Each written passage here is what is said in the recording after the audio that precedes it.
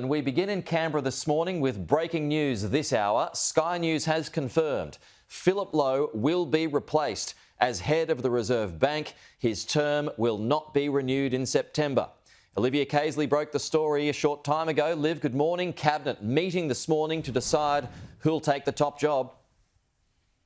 That's right, Pete. So huge news out of Canberra this morning. Mr Lowe's term as RBA Governor will not be extended when it expires in September. This follows months of speculation and will no doubt come as no surprise for many, as the writing was seen to be very much on the wall for Dr Lowe. He is considered to be one of the best economists of his generation, but ultimately he's become a lightning rod of sorts for public anger after he incorrectly speculated that interest rates would remain low until 2024, which we know has simply not been the case, rising 12 times since May last year from 0.1% to 4.1%, where it stands now. Now, some interesting insight into RBA governors. So there have been 8 governors of the Reserve Bank in its 63-year history. 5 haven't had an extension of their term, and it's clear now Dr Lowe will be included in that latter part. It's my understanding that Cabinet this morning will meet to finalise a replacement, and there are expectations of an announcement from Treasurer Jim Chalmers shortly afterwards. Shadow Trade and Tourism Minister Kevin Hogan spoke to Sky News this morning shortly after that breaking news, and he's accused Labor of using Dr Lowe as a scapegoat. It's quite normal. It's very normal, actually, that RBA governors get 2 terms. They're not giving him one. They're trying to hold him accountable for, I think, their policy mismanagement with cost of living.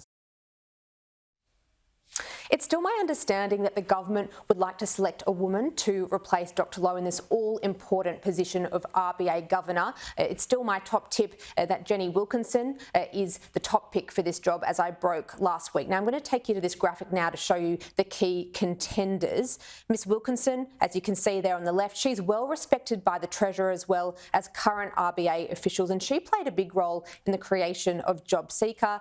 Other contenders include Treasury Secretary Stephen Kennedy in the middle there, and Deputy RBA Governor Michelle Bullock. She's kind of the internal candidate, if you like. She's an RBA stalwart, but has only been in this particular role of Deputy Governor for 18 months. So there's some of the names that will be thrown around the Cabinet room this morning.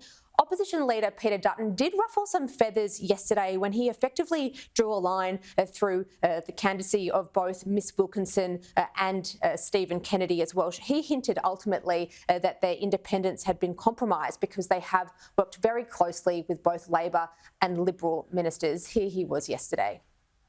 We can't have a situation where the government is appointing somebody who is familiar to the government in the sense that they've worked very closely with ministers or with the Treasurer. It needs to be somebody who is independent, who has the best interests of the Australian public in mind.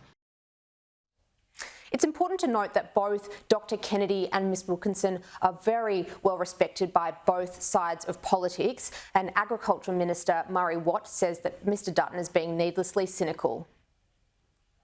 Any of the names that I've been seeing being speculated about, whether they're right or wrong, are people who've worked with both sides of politics.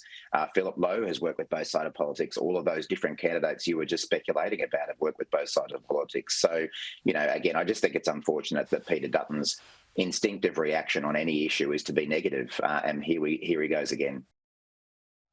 So, Pete, huge news out of Canberra this morning. We'll be keeping a close eye on what happens in that Cabinet meeting. Olivia Casely, all across every detail this morning, as usual. Liv, thank you.